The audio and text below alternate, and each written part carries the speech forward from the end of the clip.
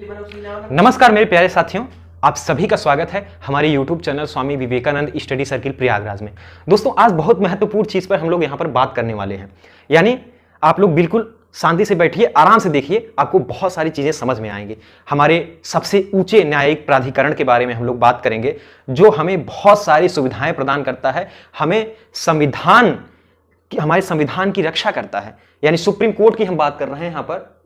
Supreme court की स्थापना कब हुई, सुप्रीम कोर्ट में जजों की नियुक्ति कैसे होती है, सुप्रीम कोर्ट यानी कार्यपालिका न्यायपालिका के बीच हमेशा विवाद चलते रहते हैं, क्या विवाद रहते हैं, वो सारी चीजें हम लोग यहां पर देखेंगे। सुप्रीम कोर्ट क्या क्या अधिकार क्षेत्र रखता है, वो सारी चीजें।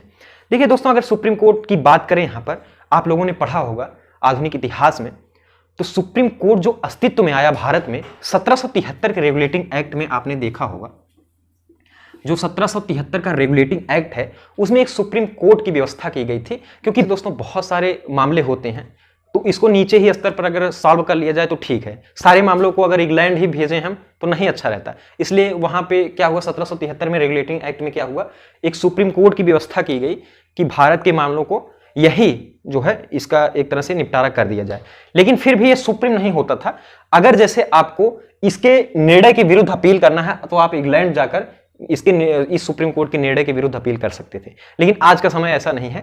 आज के समय में सुप्रीम कोर्ट ने जो फैसला दे दिया, वो अंततः उसके ऊपर कोई न्यायालय नहीं है कि वो जाकर फैसला बदल सकती है, ऐसा नहीं है। तो उस समय के सुप्रीम कोर्ट और आज के समय में सुप्रीम कोर्ट में आपको थोड़ा सा अंतर समझ में आया होगा। जो हमारा सुप्रीम कोर्ट चल रहा है, इसकी स्थापना आपको पता है 26 तारीख को क्या हुआ था, 26 जनवरी 1950 को हमारे प्यारे देश भारत का संविधान जो है वो लागू कर दिया गया था 26 जनवरी 1950 को।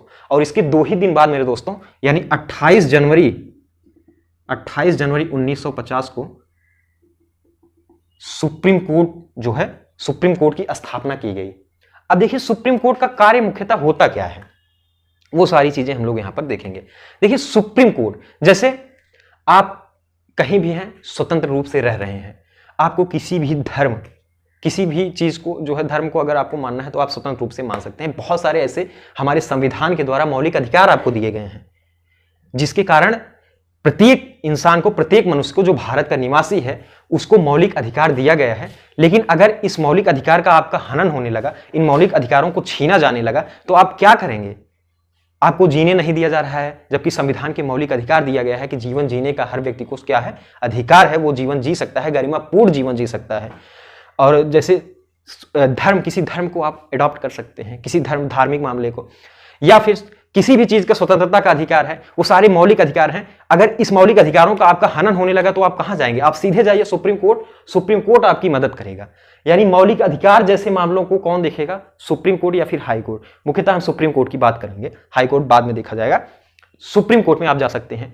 किसी 2 राज्य के बीच विवाद चल रहा है, राज्यों के बीच कोई विवाद है, जैसे आपको पता है कि कावेरी नदी के लिए 2 राज्यों के बीच विवाद चल रहा था। ऐसे बहुत सारे मामले होते हैं जिसमें 2 राज्यों के बीच विवाद चल रहा है।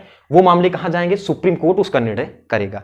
उच्च न्यायालय कोई फैसला दिया है, उच्च न्यायालय जो है किसी भी राज्य का कोई फैसला दिया है, और उस निर्णय के विरुद्ध में अगर आप अपील करना चाहते हैं, आप जाएंगे कहां? आप जाएंगे सर्वोच्च न्यायालय। यानी सर्वोच्च न्यायालय मतलब सुप्रीम कोर्ट में आप जाकर उस निर्णय के विरुद्ध जो है याचिका दायर कर सकते हैं, अपील कर सकते हैं। ऐसे बहुत सारे जो है सुप्रीम कोर्ट के पास अधिकार होते हैं, जो सुप्रीम कोर्ट अपने मामलों को देखता है। मुख्यतः सुप्रीम कोर्ट संविधान का संरक्षक होता है, और संविधान में कोई चीज लिखी गई है, उसका अंततः व्याख्या कौन करेगा? Supreme court. जैसे अगर संविधान में कोई चीज लिख दी गई है तो तमाम सरकार अपने हिसाब से उसका मतलब निकालेगी, विपक्ष जो है उसका मतलब अलग तरीके से निकालेगी। अंततः जो निर्णय देगा वो सुप्रीम कोर्ट जो है, अगर उसका व्याख्या कर दिया, सुप्रीम कोर्ट ने जो व्याख्या किया, वही जो है उसको सही रूप से निर्धारित करता है कि इसमें लिखा क्या गया है। तो इसलिए संविधान में लिखे गए चीजों की व्याख्या भी सुप्रीम कोर्ट करता है। बहुत एक ताकतवर अधिकार होता है सुप्रीम कोर्ट के पास। अर्थात सुप्रीम कोर्ट पूरा अगर हम लोग मिला लें तो सुप्रीम कोर्ट क्या होता है? हमारे संविधान का दोस्तों संरक्षक के रूप में कार्य करता है। किसके रूप में? संविधान संरक्षक के रूप में कार्य करता है हमारा सुप्रीम कोर्ट। और उसी की वजह से सरकारें हैं जो है अपनी मनमाना नहीं कर पाती। न्यायपालिका कार्यपालिका के बीच बहुत सारे विवाद होते हैं, वो सारे विवाद हम लोग देखेंगे। अब देखिए अगली बात अगर करें दोस्तों सुप्रीम कोर्ट के संवैधानिक प्रावधानों की अगर हम बात करें तो आपको मैं बता दूं, संविधान के भाग 5 में क्या है, संविधान के भाग 5 में संघ की बात की गई है और संघ में ही क्या आता है, सुप्रीम कोर्ट आता है। अनुच्छेद 124 में सुप्रीम कोर्ट की बात की गई है। किसमें? अनुच्छेद 124 में सुप्रीम कोर्ट की बात की गई है। अनुच्छेद 124 से लेकर 147 के बीच में सुप्रीम कोर्ट की स्थापना है, सुप्रीम कोर्ट के अधिकार क्षेत्र हैं, सुप्रीम कोर्ट के नींव है, सब सारी चीजें जो हैं इसमें बात की गई हैं। और मैंने आपको बताया 26 जनवरी 1950 को देश में संविधान लागू हुआ और 28 जनवरी 1950 को क्या हुआ, सुप्रीम कोर्ट अस्तित्व में आ गया। देखिए दोस्तों, जब 1950 चला था तो उस समय सुप्रीम कोर्ट में 8 न्यायाधीश थे। कितने?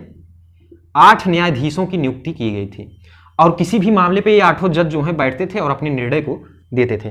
लेकिन धीरे धीरे मामले जो है वो ज्यादा आने लगे, मामले लंबित होने लगे, बहुत सारे केसेस आने लगे। तो अगर एक ही मामले पे सारे जज कार्य करेंगे तो ऐसा अच्छी बात नहीं होगी। इसलिए हर मामले के लिए जजों की एक तरह से विभाग बांट दिया गया। जैसे इस दूसरे केस पर ये दूसरा जज, दूसरे केस पे दूसरा जज, तीसरे केस पे दूसरा जज, इस तरह से विभाग जो है बांट दिया गया। शुरू में 1950 में जो है 8 न्यायाधीश से काम चलता था, लेकिन धीरे धीरे जब मामले बढ़ने लगे तो इसकी वृद्धि कर दी गई और ये 3 यहां पर जज अन्य जो है शामिल किए गए, 3 अन्य न्यायाधीशों की नियुक्ति की गई और सुप्रीम कोर्ट में कुल 11 न्यायाधीश 1956 में बना दिए गए। इस तरह से धीरे धीरे धीरे धीरे करके जजों की संख्या बढ़ती रही, मामले बढ़ते रहे तो जजों की संख्या बढ़ानी पड़ी सरकार को और अंततः वर्तमान समय में 2019 में जजों की संख्या बढ़ी थी और टोटल जज कितने हो गए सुप्रीम कोर्ट में? 34। एक जो है सीजेआई हैं यानी मुख्य न्यायाधीश और प्लस 33 अन्य न्यायाधीश, इन दोनों को मिलाकर टोटल 34 न्यायाधीशों की जो है प्रावधान है सुप्रीम कोर्ट में। अभी तक 2019 से ये चीज शामिल की गई है, 34 न्यायाधीश जो है शामिल किए गए हैं। दोस्तों हम लोग सुप्रीम कोर्ट में न्यायाधीशों की नियुक्ति देखते हैं, कैसे नियुक्ति की जाती है। सुप्रीम कोर्ट के न्यायाधीशों की नियुक्ति देखिए, पहले बात कर लेते हैं सीजेआई यानी चीफ जस्टिस ऑफ इंडिया की नियुक्ति कैसे की जाती है। देखिए दोस्तों, चीफ जस्टिस ऑफ इंडिया उसे बनाया जाता था जो सुप्रीम कोर्ट के न्यायाधीशों में सबसे वरिष्ठ व्यक्ति रहता था, जो सबसे एजेड, सबसे उम्रदराज न्यायाधीश होता था। उसे क्या किया जाता था, सुप्रीम कोर्ट का मुख्य न्यायाधीश बनाया जाता था। यह परंपरा चलती रही, काफी दिनों तक चलती रही, लेकिन यह परंपरा टूट गई। दोस्तों सुप्रीम कोर्ट के मुख्य न्यायाधीश बनाने की जो एक तरह से वरिष्ठता को महत्ता दी जाती थी, इसकी परंपरा टूट गई 1973 में। 1973 में मैं आपको बता दूं, आप लोगों को पता भी होगा, एक बहुत महत्वपूर्ण केस था जो संविधान की एक तरह से बहुत इंपॉर्टेंट स्थान रखता है। एक केस था 1973 में, उस केस का नाम आपको पता होगा, क्या नाम था? केशवानंद भारती बनाम केरल राज्य। सुप्रीम कोर्ट में यह केस चल रहा था।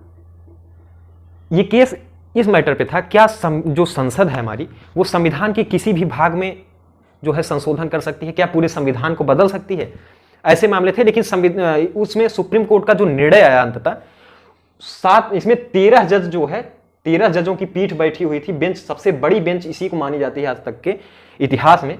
इसी निर्णय में 13 जज जो है बैठे थे केशवानंद भारती केस में। इसमें 7-6 के बहुमत से निर्णय आया। निर्णय क्या आया कि संसद जो है वो संविधान के मूलभूत ढांचे में परिवर्तन नहीं कर सकती। अर्थात संसद ऐसा नहीं है कि पूरे संविधान को बदल दे, जो संविधान का मूलभूत ढांचा है उसमें संसद जो है वो परिवर्तन नहीं कर सकती या बदल नहीं सकती। इससे क्या हुआ, यह निर्णय किसके विरोध में गया? यह निर्णय गया सरकार के विरोध में। यानी सरकार ही तो चाहेगी कि संविधान में संशोधन कर दे, लेकिन सरकार के विरोध में गया। सरकार ने क्या किया, अब सरकार को भी तो कुछ बदला लेना था और उस समय सरकार किसकी थी? इंदिरा गांधी की। इंदिरा गांधी जी क्या थी? प्रधानमंत्री थी उस समय।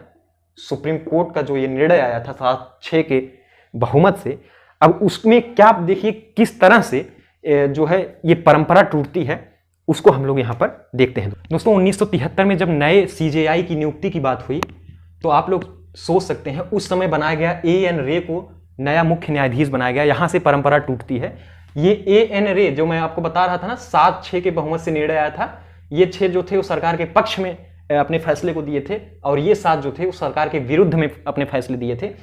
इसी 6 में से एक न्यायाधीश थे A.N. रे, जो सरकार के पक्ष में अपना निर्णय दिए थे और इनसे सीनियर ये 3 जज थे जो इस 7 में शामिल थे। जस्टिस जी एन सेलर, के एल हेगड़े और ए एन ग्रोवर, इनकी सीनियरिटी को, इनकी जो वरिष्ठता थी, इसको दरकिनार करते हुए इन तीनों से जूनियर थे ए एन रे, इनको बना दिया गया मुख्य न्यायाधीश। यहां से परंपरा टूट गई, जो एक तरह से ये परंपरा थी कि जो वरिष्ठ न्यायाधीश सुप्रीम कोर्ट का होगा उसको जो है हम लोग मतलब देश का सीजेआई बनाया जाएगा, चीफ जस्टिस ऑफ इंडिया बनाया जाएगा। यहां से ये परंपरा टूट जाती है। और हालांकि ये तीनों न्यायाधीशों ने क्या किया, अपने पद से इन्होंने इस्तीफा दे दिया। इन्होंने अपने पद से इस्तीफा देना ही चाहिए, क्योंकि यहाँ पे गलत हुआ, इनमें में से किसी को एक बनाना चाहिए था, लेकिन बनाया गया ए एन रे को, जिन्होंने सरकार के पक्ष में निर्णय दिया था। यहां से परंपरा जो है टूट गई, जो सीनियरिटी को एक तरह से दिया जाता था, सीनियर जो है वो मुख्य न्यायाधीश बनेंगे। 77 में भी एक बार ये परंपरा टूटी। जैसे एम एच बेग जो थे, इनको बना दिया गया सुप्रीम कोर्ट का मुख्य न्यायाधीश, जबकि एच आर खन्ना को बनाना चाहिए था सीनियरिटी की वजह से, लेकिन जबलपुर में कुछ विवाद के कारण जो है इनको बनाया गया एम एच बेग को, और यहाँ पे इनकी सीनियरिटी को महत्ता नहीं दी गई। तो दोस्तों, सुप्रीम कोर्ट के जो मुख्य न्यायाधीश है, राष्ट्रपति इनकी नियुक्ति करता है, और जो जैसे इस समय सीजेआई जो है वो अगले सीजेआई के नाम को प्रस्तावित करता है, नाम को रखता है, इसके बाद राष्ट्रपति जो है उसकी नियुक्ति करते हैं। अब हम बात करेंगे कि सुप्रीम कोर्ट के अन्य न्यायाधीशों की नियुक्ति कैसे होती है। तो आइए देखते हैं सुप्रीम कोर्ट के अन्य न्यायाधीशों की नियुक्ति किसके परामर्श पर होती है, कौन करता है यह नियुक्ति, वो सारी चीजें यहाँ पर हम लोग देखेंगे। कोर्ट के अन्य न्यायाधीशों की नियुक्ति जो है वो राष्ट्रपति करते हैं। सीजेआई प्लस 4 वरिष्ठ न्यायाधीशों की एक कमेटी होती है। सुप्रीम कोर्ट के 4 वरिष्ठ न्यायाधीश रहेंगे plus chief justice of India रहेंगे। इनके निर्देश पर राष्ट्रपति नियुक्ति करता है सुप्रीम कोर्ट के अन्य जजों के बारे में।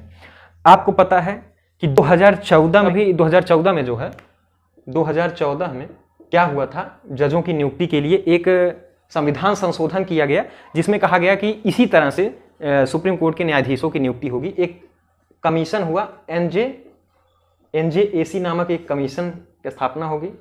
यही जो है सुप्रीम कोर्ट के न्यायाधीशों की नियुक्ति करेगी, यानी नेशनल जुडिशियल अपॉइंटमेंट कमीशन होगा। अब देखिए इसमें क्या मैटर हो गया, ये जो संशोधन है राज्यसभा लोकसभा से पास हो गया, राष्ट्रपति ने हस्ताक्षर कर दिया, लेकिन ये मैटर गया सुप्रीम कोर्ट में।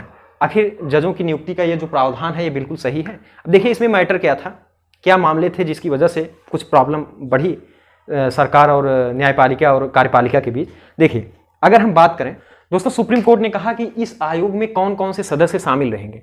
तो सरकार ने कहा कि इसमें सीजेआई यानी चीफ जस्टिस ऑफ इंडिया शामिल होंगे, प्लस सुप्रीम कोर्ट के वरिष्ठ न्यायाधीश रहेंगे, सुप्रीम कोर्ट के वरिष्ठ न्यायाधीश रहेंगे, कानून मंत्री शामिल रहेंगे, यानी जो विधि मंत्री होते हैं वो शामिल रहेंगे, और 2 प्रतिष्ठित व्यक्ति रहेंगे। दोस्तों आप समझ सकते हैं क्या थे, 2 प्रतिष्ठित व्यक्ति जो हैं इस कमीशन में शामिल होंगे।